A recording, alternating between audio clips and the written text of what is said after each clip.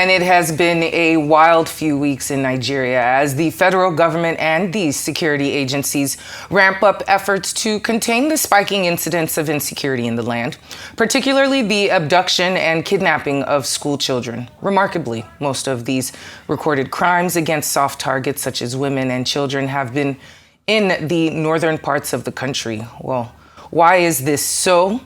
And what measures can be adopted to make the North more secure? Well, for a quick chat and conversation, we're now being joined here on Newsday by Dr. Hakeem Baba Ahmed, a member of the Northern Elders Forum. Great to have you on the program. Thank you so much for joining us here on Newsday. Thank you very much. And of course, it is quite tragic what we've been hearing back to back in terms of terrorism in other parts of the country. But as a member of the Northern Elders Forum, how would you grade the administration's, current administration's performance in securing the North, especially considering the groups, the Northern Elders Forum, consistent past criticisms of security failures has, we've seen that it's shifted. What's your stance on this? Well, I don't think even the administration would give itself a pass mark.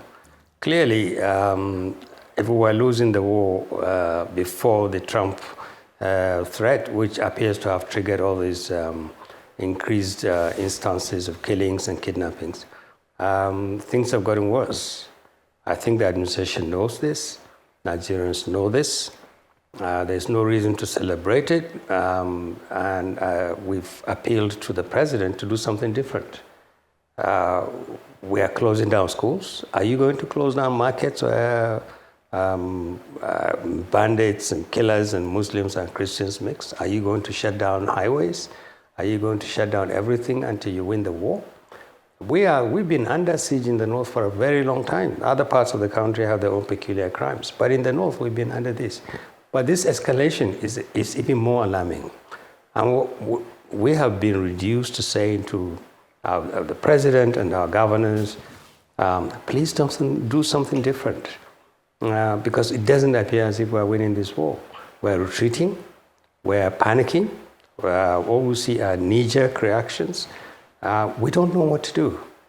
There are communities that are negotiating with bandits just to get some respite. They don't get it because you enter into an agreement with a particular set of bandit and another set of bandit moves in. So how much of our lives is crime and killers are going to take up? How much of Nigeria are these people free to take up? We are worried and things are getting worse and we want the president to know this. We're still looking up to him. We hope they will do something different. But right now, we don't see anything different. It's just getting worse. Now, you talked about an escalation, and I'm wondering what do you think is responsible for this escalation, and to what extent have non-kinetic approaches, like dialogue, amnesty, community engagement, to what extent has it worked? Has it helped or has it hindered progress? Well, you don't negotiate from a position of weakness. Even those communities that negotiated a temporary respite did so because there was absolutely no evidence that either the federal or state government or anybody else was coming to their aid. And look, if you have harvested your farm and you had to pay a bandit to do that, you go to the farm every time on the farm to till the land, and then you're going to harvest the land, and then you have to pay a bandit to do that. You want to marry off your daughter, you have to ask a bandit to do that. They come to their farm, they kidnap your children. Wouldn't you enter into some kind of a peace agreement with them? There's a government policy that we shouldn't negotiate or reach a settlement with bandits and killers. We understand that. But the same government that makes this law ought to protect us. They are not doing that. So the non-kinetic approach is not working because it really doesn't exist as a national policy. If it does on paper, it's not there in practice. We don't know what the state is doing. It doesn't appear to be actively fighting and pushing back these people. We hear all sorts of excuses. They kidnap people, especially children, and they use them as shield. But we're too exposed. For a country with the kind of military we used to have, we are far too exposed. When are we going to turn things around?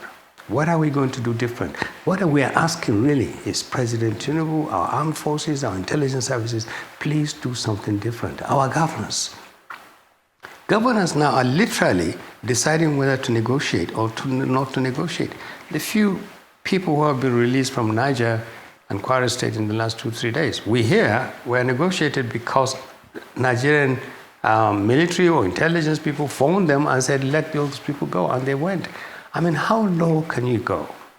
If it is true that that was all that was required, it means, one, that our people know who these bandits are, they know where they are, they can negotiate with them, and they can be persuaded to release our people.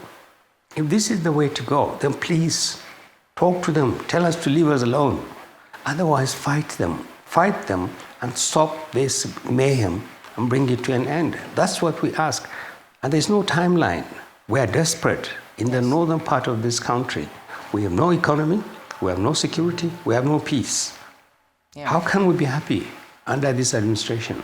Dr. Baba Ahmed, let me interrupt for the sake of time. To what extent must the northern political, traditional, and intellectual elite accept responsibility for creating or even enabling the conditions such as mass poverty, the Al-Majri system, etc., that often fuel such crises like these?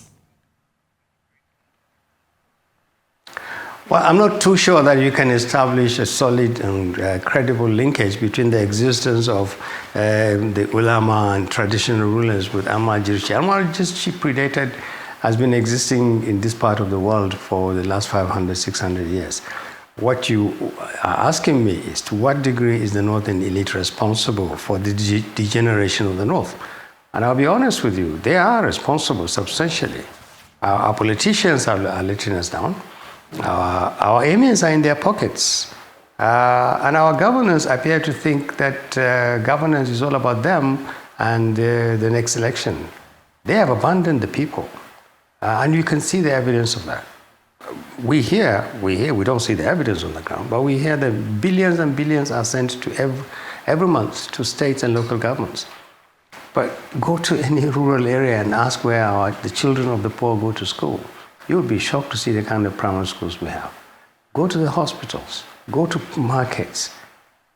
People are desperate. Economic policies of the government is forcing people who have grown maize and agricultural products that are staple to sell them at virtually giveaway prices. And they are breaking even agriculture. Our farms are shrinking because bandits aren't allowing us to grow anything. Our economy is being destroyed. The north is receding at a very alarming rate. And the population is growing in a region where families find it difficult to eat 1 meal a day. It is this bad. Is it that our leaders don't know this? Or is it that they don't care? Or they're waiting to break the back of our people so that when the next election comes, they give them 1,000 naira or 2,000 naira to elect them? What we should be afraid of is the anger of the people. I'm praying to God that they never push this ordinary citizen who has nothing to lose to a point where he will fight back. I'm praying that we never see that. But it's very important for the government, federal, state, and local governments to do that. Dr. Hakeem Baba Ahmed, member Northern Elders Forum, thank you so much for joining us on Newsday.